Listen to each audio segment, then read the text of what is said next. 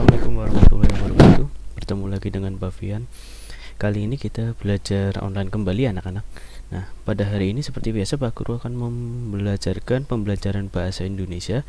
Untuk kali ini yaitu tema 8 subtema 3. Oke, yang pertama kita akan bahas yaitu adalah rambu-rambu lalu lintas. Rambu-rambu lalu lintas adalah alat pengendali lalu lintas berisikan informasi berupa larangan, perintah, peringatan, dan petunjuk untuk keamanan bagi pengguna jalan. Ya, jadi anak-anak kalau kalian melihat seperti papan informasi yang ada di pinggir jalan, nah itu adalah contoh dari rambu-rambu lalu lintas. Kemudian jenis-jenis rambu lalu lintas itu ada beberapa macam. Yang pertama yaitu adalah rambu peringatan. Nah, berarti peringatan berisi peringatan. Biasanya warnanya ini adalah warna dasarnya yaitu berwarna kuning. Kemudian ada sebuah tulisan atau sebuah gambar itu biasanya berwarna hitam. Kemudian ada selanjutnya yaitu rambu larangan. Warna dasar dari rambu ini adalah putih. Jadi warna dasarnya di belakangnya itu putih. Kemudian berisikan lambang atau tulisan berwarna hitam dan merah. Ya, seperti itu. Kemudian selanjutnya rambu perintah. Rambu perintah ini biasanya berbentuk bundar dan di dasarnya warna dasarnya itu berwarna biru.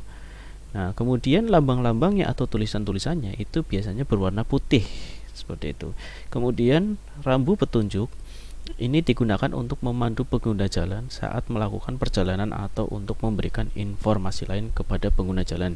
Jadi seperti misalkan contohnya kalau ada pom bensin, nah itu seperti ada gambar seperti pom bensin ya. Kemudian ada misalkan masjid, jadi di situ ada rambunya berbentuk seperti masjid. Kemudian papan tambahan digunakan untuk memuat keterangan yang diperlukan untuk menyatakan hanya berlaku untuk waktu-waktu tertentu saja, jarak-jarak, terus jenis kendaraan tertentu atau perihal lainnya sebagai hasil manajemen dan rekayasa lalu lintas. Jadi contohnya seperti ini, misalkan suatu saat kamu melewati jalan tol, kemudian ada tulisan misalkan Jakarta 203 km, berarti itu menandakan bahwa informasi tambahan itu mengenai jarak ya, jarak dari tempat kamu yang dilewati ke Jakarta itu berarti jaraknya sekitar 203 km.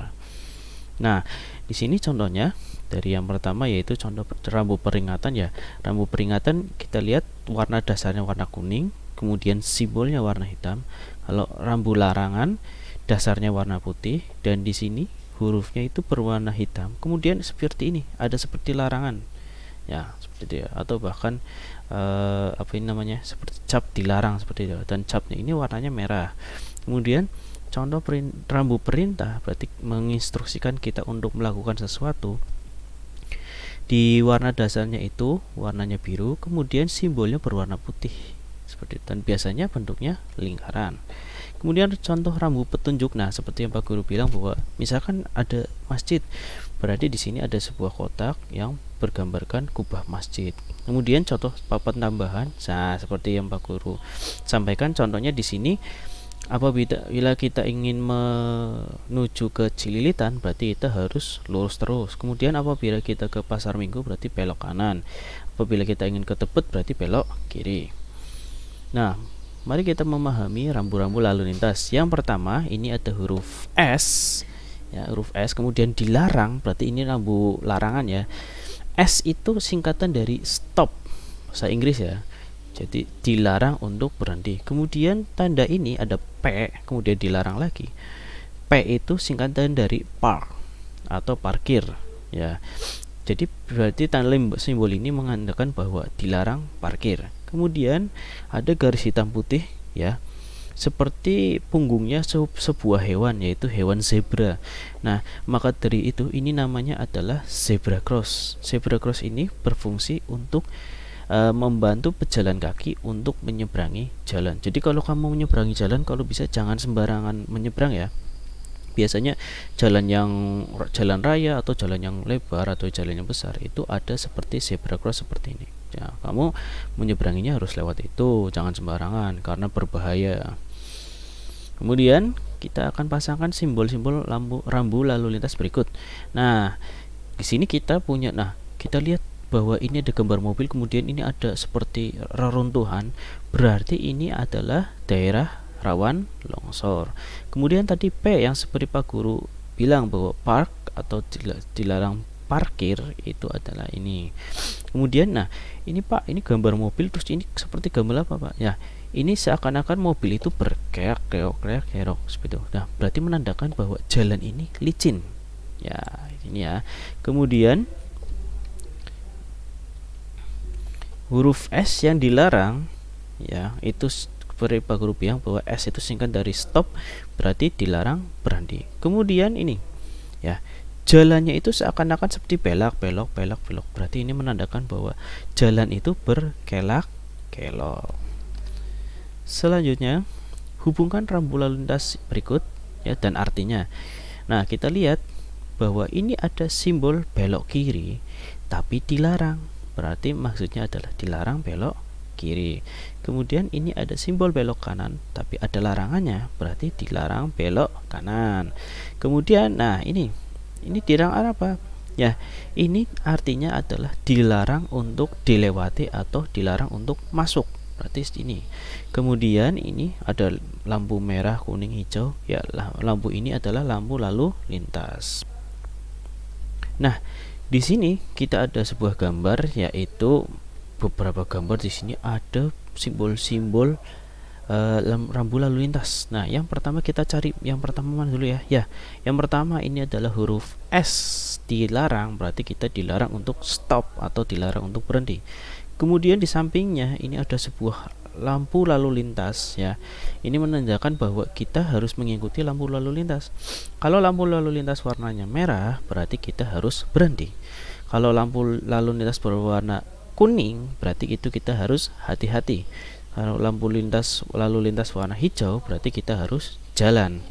Nah, kemudian selanjutnya di sini ada papan tambahan, ya.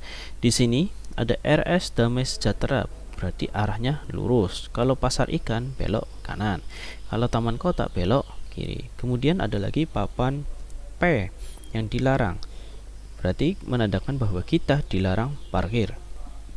Kemudian ini ada apa ya namanya, ada simbol. Nah, ini bedanya dengan ini, kalau ini benar-benar lampunya, kalau ini rambunya. Jadi menandakan bahwa ini loh, di sini ada lampu lalu lintas, seperti itu. Kalau ini rambunya, kalau ini lampunya, itu ya perbedaannya. Kemudian ini ada rambu lagi, yaitu menandakan bahwa ini tempat untuk menyeberang atau zebra cross. Nah, bisa kita lihat di sini, ya, ada warna putih serta warna ini sebenarnya kalau jalannya harusnya warnanya hitam, ya. Jadi seakan-akan seperti zebra. Nah, di sini tempat untuk menyeberang. Nah, dari gambar ini bisa kamu lihat bahwa ada salah satu yang melanggar peraturan atau melanggar rambu, yaitu yang mana? Bisa kalian tebak? Ya, yang ini, ibu ini. Ibu ini itu menyeberang tapi tidak melewati zebra cross. Ini jelas sangat berbahaya, ya. Sudah disediakan tempat untuk menyeberang, ya di sini saja, jangan seenaknya sendiri karena itu berbahaya, ya. Kemudian rambu-rambu tempat, ya. Rambu-rambu tempat itu ada beberapa macam, ya. Di sini contohnya kemarin yang tadi sudah Pak Guru sampaikan, seperti kubah masjid, berarti itu menunjukkan bahwa ada masjid. Kemudian di sini ada seperti gambar kasur, kemudian kayak ada gambar simbol PMI, ya, Parlemen Indonesia, yaitu rambu petunjuk tempat rumah sakit. Kemudian seperti ada gambar sebuah alat pom bensin, berarti itu menandakan bahwa di tempat tersebut ada tempat untuk mengisi bensin atau pom bensin. Kemudian, nah di sini kita akan belajar mengisi petunjuk, rambu petunjuk. Nah, di sini ada pom bensin, ada rumah sakit, kemudian ada masjid. Nah, yang pertama yang kita atas ini lurus, kita isi yang mana ke anak-anak? Ya, kalau misalkan kita dari arah sini, kemudian melihat papan ini, kalau lurus berarti dapat kita lihat bahwa di sini adalah SPBU atau pom bensin. Itu ya. Di sini ada pom bensin. Ini di pom bensin. Kemudian yang ke arah kanan, kita lihat kalau dari sini ke arah kanan, wah, pertemunya adalah rumah sakit. Kalau ke arah kiri, kalau kita belok ke kiri, bertemunya yaitu masjid. Selanjutnya, perhatikan papan petunjuk berikut. Nah, Siti beragama Islam, Dayu beragama Hindu, Lani beragama Buddha. Mereka sedang menuju rumah ibadah masing-masing. Manakah arah yang harus mereka lalui? Ya, perlu kita ketahui bahwa yang namanya agama pasti kan memiliki tempat ibadah yang berbeda-beda. Nah, kita lihat di sini. Dari Siti itu beragama Islam, Dayu beragama Hindu, Lani beragama Buddha. Akan kita cari bersama-sama ya anak-anak. Yang pertama, Siti beragama Islam berarti ke masjid. Masjid yang mana? Ya, masjid ini. Berarti Siti harus berjalan lurus terus. Kemudian Dayu beragama Hindu. Hindu itu tempat ibadahnya apa, Pak? Ya, Hindu itu tempat ibadahnya adalah pura. Pura ini berarti Dayu itu nanti apabila berjalan kemudian belok ke kanan. Kemudian Lani beragama Buddha, itu tempat ibadahnya adalah vihara atau wihara. Nah, berarti Lani nanti apabila berjalan kemudian nanti Lani harus belok kiri untuk menuju vihara, seperti itu.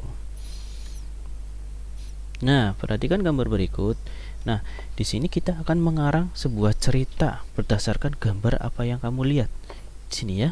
Nah, mengarang cerita ini bebas sesuai karangan kamu ya. Yang penting harus urut ceritanya dari gambar ini, kemudian gambar ini, kemudian gambar ini, kemudian gambar ini, kemudian gambar ini, dan gambar ini. Nah, ini nanti akan menjadi tugas kamu. Tugasnya nanti dikumpulkan via WA dan dikerjakan di buku tulis saja, seperti itu. Oke, itu saja yang bisa Pak Guru sampaikan hari ini. Mudah-mudahan bisa bermanfaat untuk kalian semua. Pak Guru akhiri. Assalamualaikum warahmatullahi wabarakatuh. Bye.